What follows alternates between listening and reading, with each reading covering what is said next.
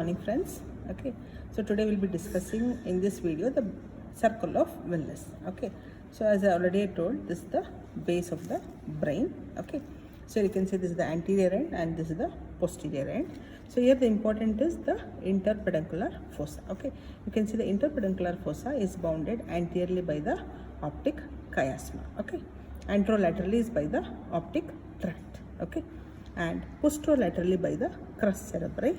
Okay, and posteriorly is by the base of the pons. Okay, so again I repeat, anteriorly is by the optic chiasma, anterolaterally is by the optic tract. Okay, posterolaterally by the crus cerebri, and posteriorly by the pons. Okay, so this is the interpeduncular fossa. Okay, what you can see here, there is a perforated substance that is called as a posterior perforated substance on either side of the optic chiasma. You can see this is the anterior perforated substance. So the important this fossa is near the presence of the circle of Willis.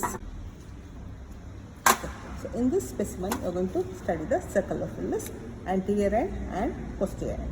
So the brain is supplied by two system of arteries. One is the vertebral arteries, another is the internal carotid arteries. So these two form a circle at the interpeduncular fossa called as a circle of Willis. Okay, so you can see this is a two arteries. This is the vertebral artery joins to form the basilar artery at the lower end or the caudal end of the pons. Okay, so then at the cephalic end it divides into two posterior cerebral arteries. Okay, so this is the posterior cerebral arteries.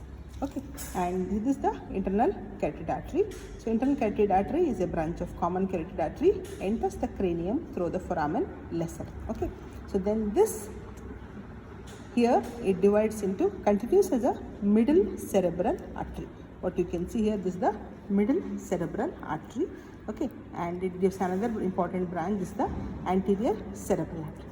So this all these together form a circle of Willis. Okay, now let us see what is the how the circle of Willis is formed. Okay, the circle of Willis is formed posteriorly by the two posterior cerebral arteries. Okay, and posterolaterally this is the posterior communicating artery, or the thin artery what I am holding is the posterior communicating artery, and what the lumen laterally it is formed by the internal carotid artery. The lumen what you see is the internal carotid artery, and anterolaterally it is formed by the anterior cerebral artery. You can see this is the anterior cerebral artery, and you can see thin communicating artery, this is the anterior communicating artery. Okay, so the circle of Willis is formed, again I repeat, anteriorly is by the anterior communicating artery, anterolaterally is by the anterior cerebral arteries, laterally by the internal carotid artery, posterolaterally is by the posterior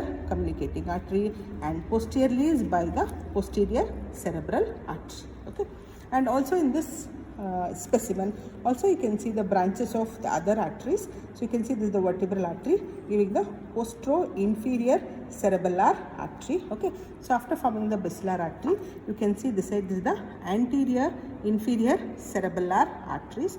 So once I lift you can see the small arteries, they are the pontine branches. Okay, then here you can see two thin arteries, that is the superior cerebellar artery. So this is the branch from the basilar artery, the superior cerebellar arteries. Okay, then here this is the posterior cerebral artery.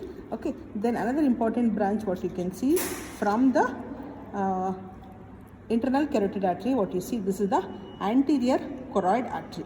Okay, you can see from the this is the anterior choroid artery that supply the choroid plexus. Okay, and you can see here from the anterior cerebral the artery which is coming back. Okay, that is called the recurrent artery of Hubner. This is the recurrent artery of Hubner. Okay, so this is the anterior choroid artery which is coming from the internal carotid artery, and you can see the posterior choroid artery which is actually coming from the posterior cerebral artery. You can see here this is the posterior choroid artery. Can you see the thin branch here? So this is the thin branch, that is the posterior choroid artery. Okay, so can you see there is a thin artery which I am just holding. This is the posterior choroid artery, again it supplies the choroid plexus. So this is the anterior choroid artery is from the internal carotid artery, posterior choroid is from the posterior cerebral artery.